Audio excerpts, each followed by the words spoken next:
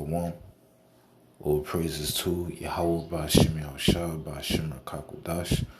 Double honors to the apostles of Great Millstone. And Shalom to the hopeful elect. Let's get it. This is Joel chapter 2, verse 1. It says, "Blow ye the trumpet in Zion, and sound an alarm in my holy mountain." Right? Now this trumpet is symbolic to this word, right? The scriptures, prophecies. And Zion represents the nation of Israel. People before its place, which are you so-called Negroes, Latinos, and Native Americans, and Israelite foreigners scattered amongst these other nations. You know, the prophets are warning the nation of Israel, right, for the destruction that's coming.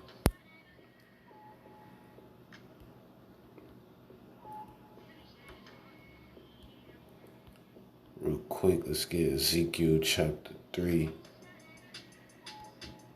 verse 17. It says, "Son of man, I have made thee a watchman unto the house of Israel.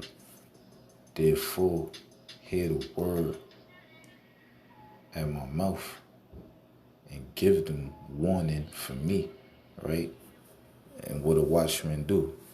You keep watch, right? He observed. And that's what the prophets are doing. You know, they're observing, they're on the watch, right? On the lookout for the destruction that's coming. You know, they're keeping up with the prophecies, the signs of the end, right? And they're warning the nation of Israel, all right, for what's coming.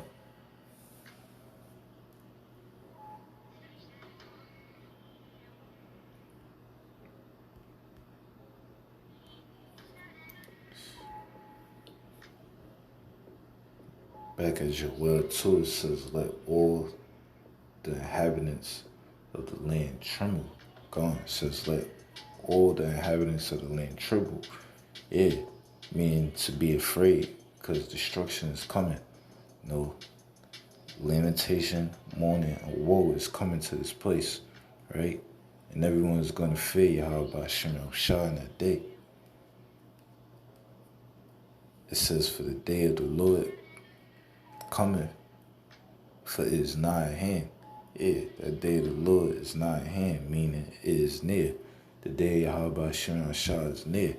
You know, for example, that day is going to be Jacob's trouble, all right? Time like never before, all right? The mark of the beast, the mandation of the MOTB, all right? World War III, all right? And last but not least, the second coming of Yahushua.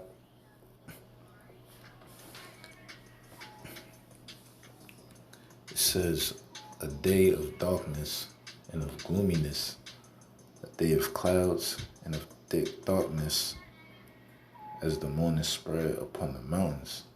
All right? Now, this is going to be a day of darkness, no light, all right? A day of frightening, distress, depression, all right? A day of destruction, a day of smoke, all right? From that mushroom cloud. It says, "A great people and a strong." Now that great people represents the ICBM missiles.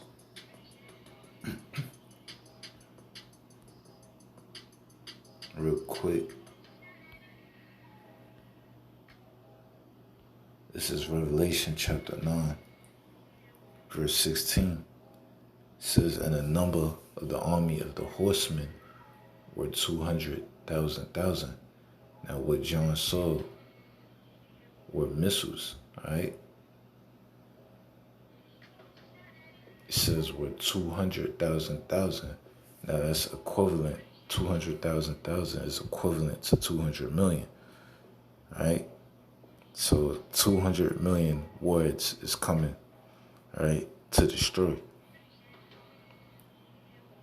It says, "And I heard the number of them, and thus I saw the horses in a vision, and them that sat on them, having breastplates of fire and of jacinth and brimstone, all right? And that's going into the body of the missile, right? The armor of the missile. It says, and the heads of the horses were as the heads of lions. Now we know the power of a lion is his head, all right?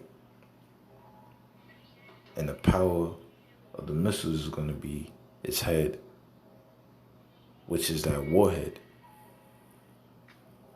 It says, and out of their mouths issue fire and smoke and brimstone. Come, because the warheads is going to play a part in burning this place up.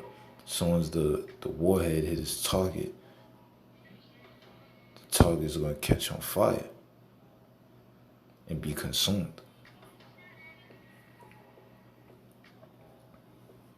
It says, by these three was the third part of men killed by fire, by the smoke, and by the brimstone which issued out of their mouths. Now we know there's three classifications of men. You have the sons of God, which are the Israelites. You have the sons of men, which are these other nations. Then you have the sons of the wicked, the third part of men, which represents Esau, the nation of Esau, which are the so-called white race. And it says, which issue out of their mouths. Yeah, because that's where the fire, that's where the destruction is coming from, the mouth, the head of the missile, which is the warhead.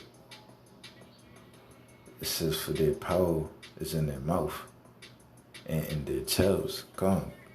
The power is in their mouth, which is the warhead, and in their tails, going into the back of the missile.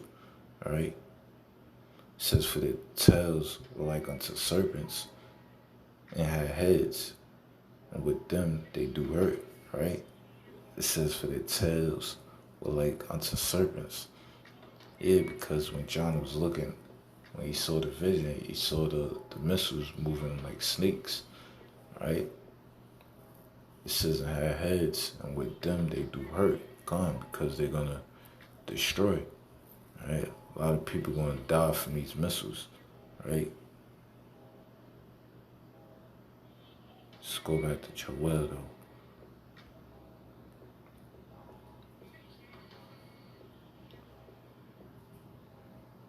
Like, finishing up, it says, the great people and the strong, which are those missiles, there had not been ever the like, neither shall be any more after it. And this is going to be a time like never before in history. You know, you never had 200 million warheads come to a place to destroy it, right? And it says there will be, it says, neither shall be any more after it, even to years of many generations. Yeah. And it's going to be nothing like this to happen again. You know, after World War III, there will be no more war. Let's get that real quick in Micah chapter 4. I'm going to start. All right, this is Micah chapter 4, verse 1. It says, but in the last days it shall come to pass that the mountain of the house of the Lord shall be established in the top of the mountains, and it shall be exalted above the hills, and people shall flow unto it. All right, and that's going into the kingdom of heaven. All right, the kingdom of heaven, after destruction, the kingdom of heaven is going to be established, and it's going to be exalted above all nations. All right, and who's going to rule the kingdom of heaven? Yahweh Shah, all right? And 144,000. You know that the kingdom of heaven is going to be a kingdom for the Israelites, all right? You so-called Negroes, Latinos, and Native Americans. It says, it shall be exalted above the hills, and people shall flow unto it, all right? So the kingdom of heaven is going to be established, all right? It's going to be exalted above all, all right? And people shall flow into it, all right? And these other nations, they're going to serve us. They're going to worship us. It says, if many nations shall come and say, it's going to the heathen nations, come and let us go up to the mountain of the Lord, go into the kingdom, into the house of the power of Jacob. Jacob is symbolic to Israel, the nation of Israel. It says, and he will teach us of his way, and we will walk in his paths. For the Lord shall go forth of Zion, and the word from the Lord, Yahweh Shem Shah from Jerusalem, all right? So these heathen nations, they're going to be following us. They're going to be following the laws, statutes, and commandments, all right? They're not, because in the kingdom of heaven, the laws in America and these other countries are going to be done away with, all right? These heathens are going to have to follow our laws, statutes, and commandments, all right? And if they don't, it's going to get very critical for them, all right? It says, and he shall judge among many people and rebuke strong nations far off. And they shall beat their swords into plowshares and their spears into pruning hooks. Now we know swords and spears represents weaponry. It says, but they shall beat their swords into plowshares and their spears into pruning hooks. Now, plowshares and pruning hooks are used for harvesting, for farming, right? These are farming tools, right? It says, nation shall not lift up a sword against nation, neither shall they learn war anymore. Gone. Because, these nations are going to play a big part in the destruction of Babylon the Great. You got Russia, China, Iran, Korea, other nations, all right? They're going to be sending their missiles, all right, to America. But once the kingdom is established, guess what? They're going to go back to work, all right? They're not going to be warring and sending missiles off at each other anymore, right? They're going to do what they got to do. They're going to build our kingdom up, all right, and stay in order. So there ain't going to be no war. That's what it says in Joel.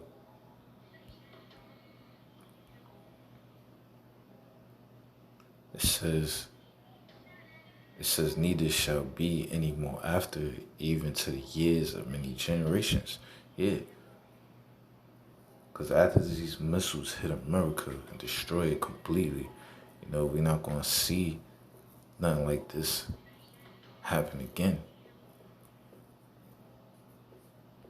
All right, verse 3, Joel 2 and 3 says, a fire devoured before them, and behind them a flame burneth.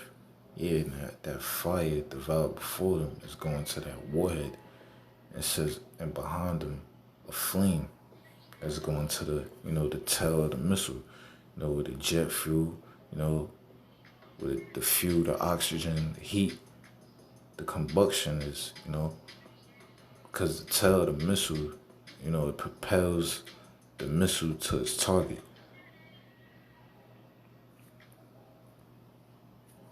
It says the land is as the Garden of Eden before them. Yeah.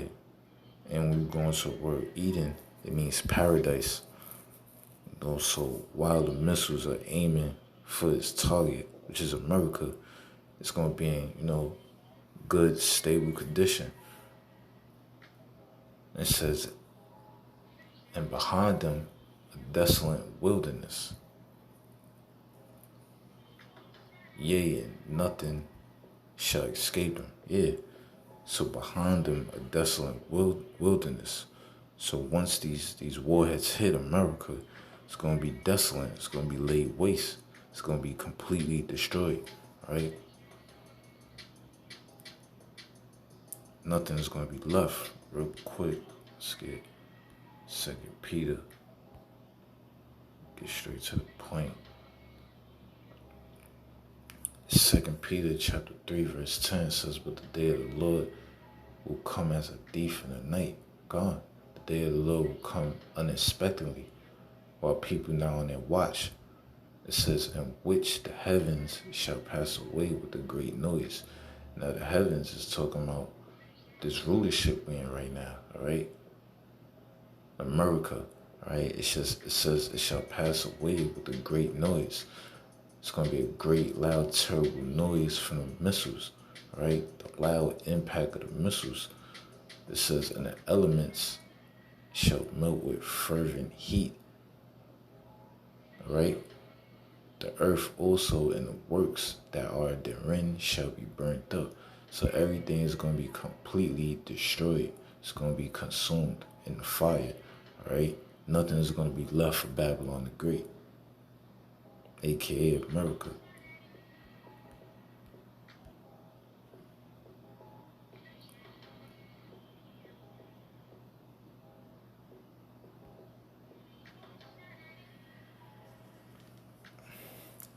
It says Joel 2:4.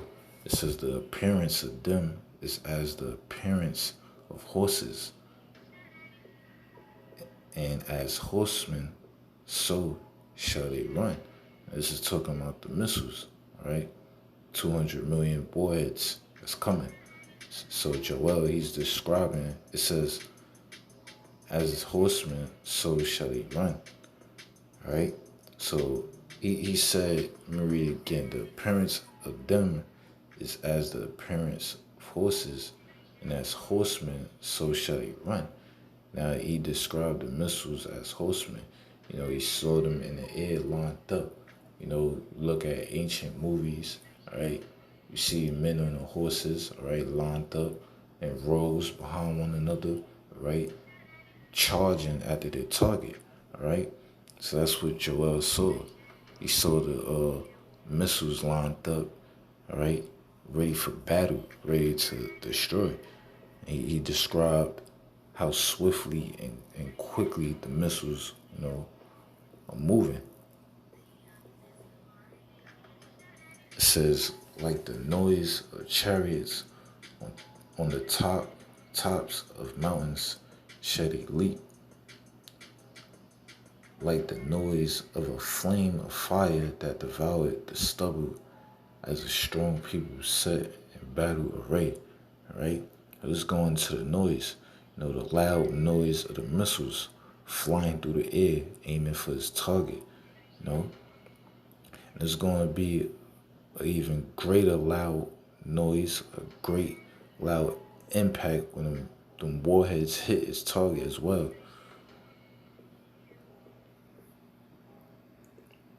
And it says as a strong people set in battle array. So the missiles being, you know, a symbolic to people, you know.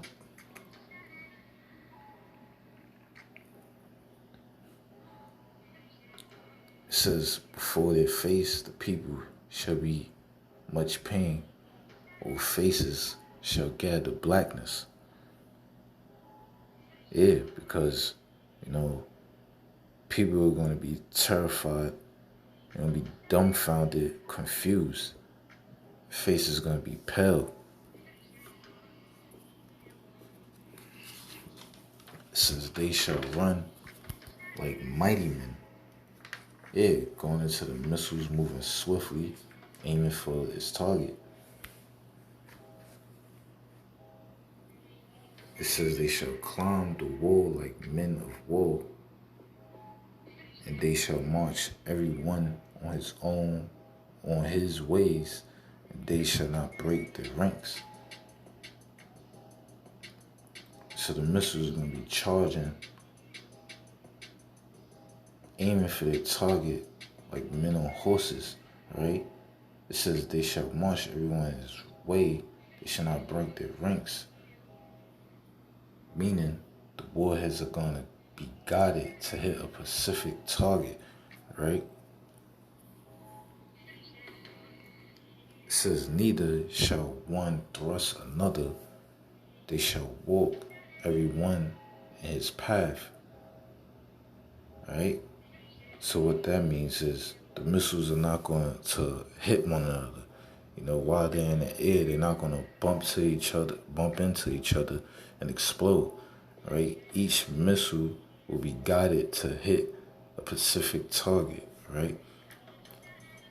And it says, And when they fall upon the sword, they shall not be wounded. Yeah, because the U.S. have a national military, a missile defense, right?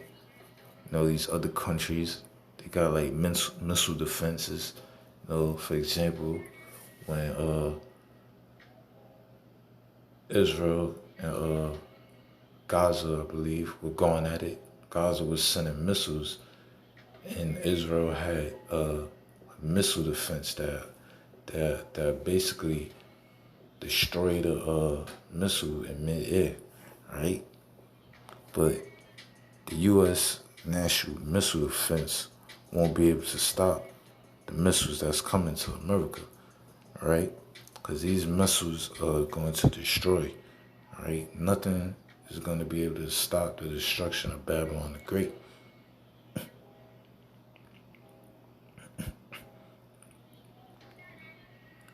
All right, let's go to 2nd Ezra chapter 16, verse 11. It says, the Lord shall threaten on who shall not be utterly beaten to powder at his presence.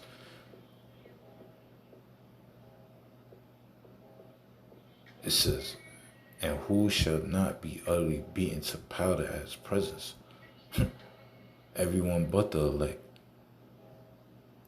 You're going to have some survivors like the elite banker families. But guess what? They're going straight into slavery. They're going to be the first ones in captivity. It says the earth quaketh and the foundations thereof. The sea ariseth up with waves from the deep. And the waves of it are troubled. And the fishes thereof also before the Lord and before the glory of his power. And we're going to the word quake. It means to shake, right? So you're going to be having tsunamis and all that going on the day of the Lord. It says, for strong is his right hand that bendeth the bow.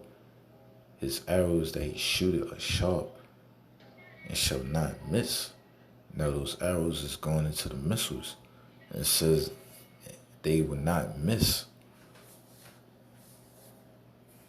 So these missiles, these warheads are going to hit its target, most deaf. It says when they begin to be shot into the ends of the world. It says, behold, the plagues are sent and shall not return again until they come upon the earth. Yeah, because the missiles are going to be shot off out of them silos. They're going to go into the space. They're going to turn, come back down, right, to hit its target. And what's the target? Babylon the Great, a.k.a. America. It says the fire is kindled and shall not be put out till it consume the foundations of the earth. Yeah, so this place, once these warheads hit, all right, it's not going to be put out until it completely obliterate, consume, all right, cremate Babylon the Great, all right, until this place is fully cleansed, all right. It says, like as an arrow which is shot of a mighty archer, return it not backwards. Yeah, because once these missiles are shot off, it's over. Ain't no turning back. It says, even so the plagues that shall be sent upon the earth shall not return again. That was the point.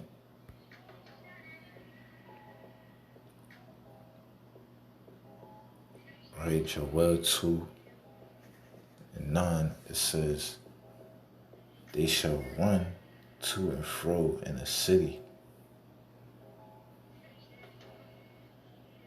They shall run upon the wall. They shall climb up upon the houses. They shall enter in at the windows like a thief, right? And it's going into the missiles, they're going to be swarmed over America, right? It's going to block up the sun, the sky, And it says enter into the windows, which is the atmosphere. It says the earth shall quake before them. The heavens shall tremble. All right? As I mentioned, 2nd Ezra 16, it says the earth quaketh right? And the word quake means to shake. Let's get this.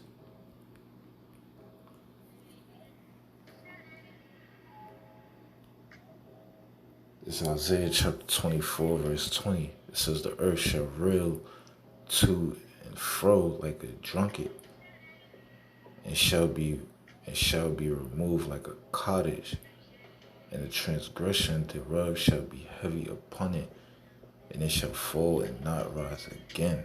Gone. So this place is going to be shaken when the missiles hit. It's going to be a great loud impact. The whole earth is going to shake. It says it shall roll to and fro like a drunkard.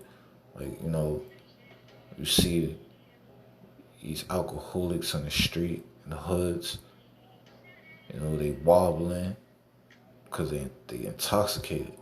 That's how it's going to be when the missiles hit. This place is going to be shaking. It says it shall fall and not rise again. God. It's over for Esau Kingdom. Once the missiles hit, it ain't going to rise again. This kingdom ain't going to rise again. Let's go back to Joel. Joel 2:10, finish. It says, the sun and the moon shall be dark, and the stars shall withdraw their shining. As because the missiles is going to black out the light, right? It says, and the Lord shall utter his voice before his army. And not only the angels, right? The prophets of the Lord's army, but also these missiles, right? Let's get that real quick.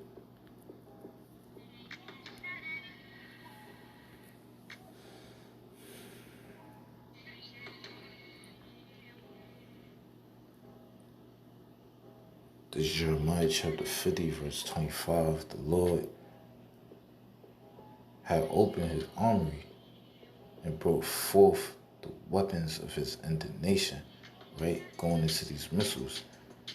They are his weapons, right? We're going to the word indignation, basically means righteous anger, his fury, right? It says, for this is the work of the Lord power of hosts in the land of the Chaldeans, right? It said, come against her from the uttermost border, open her storehouses. Yeah, because these missiles are going to be coming from the other side of the earth, right? Aiming at America, Babylon the Great, right? It says, cast her up as heaps and destroy her utterly. Let nothing of her be left, right? So once these missiles hit, guess what? Nothing's going to be left for Babylon the Great. Nothing's going to be left for Esau's kingdom, right? Babylon the Great is going to be completely wasted, right? Let's go to Isaiah chapter 13. In verse 4, it says, the noise of a multitude in the mountains, like as of a great people going to the missiles.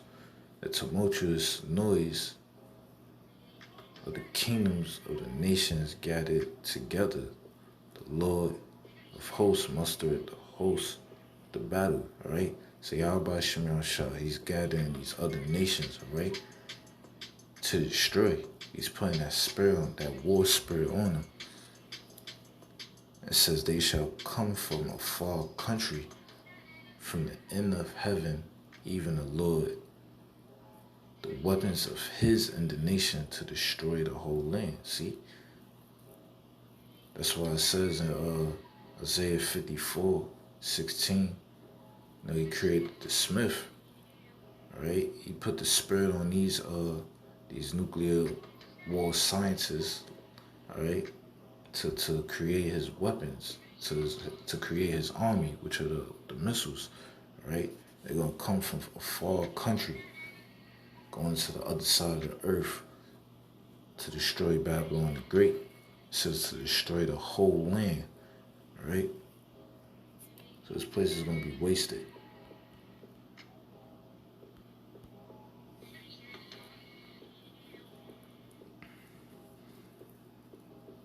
It says, read again, Joel 2 and 11, and the Lord shall utter his voice before his army, for his camp is very great. For he is strong that executed his word. Gone. Because his word will come to pass.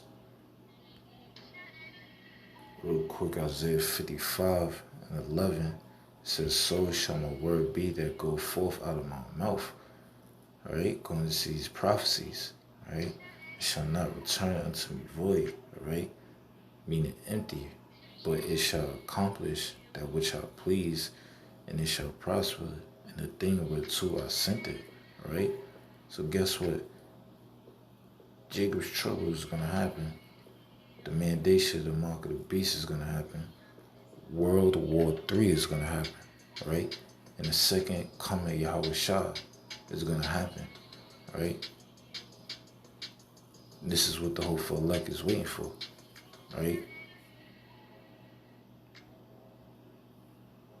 No, the Lord is not a man that he shall lie, right? Everything that he said will be done.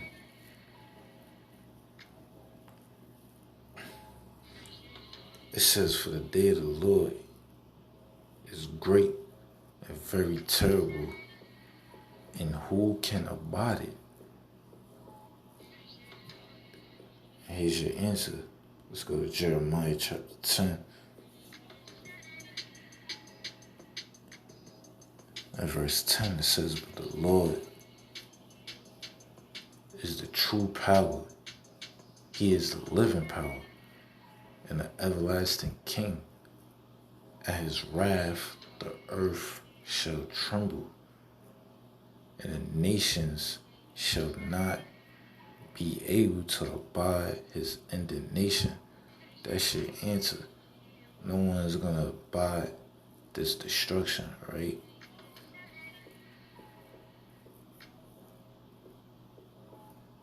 But that was the point. Your willingness was edifying. Shalom.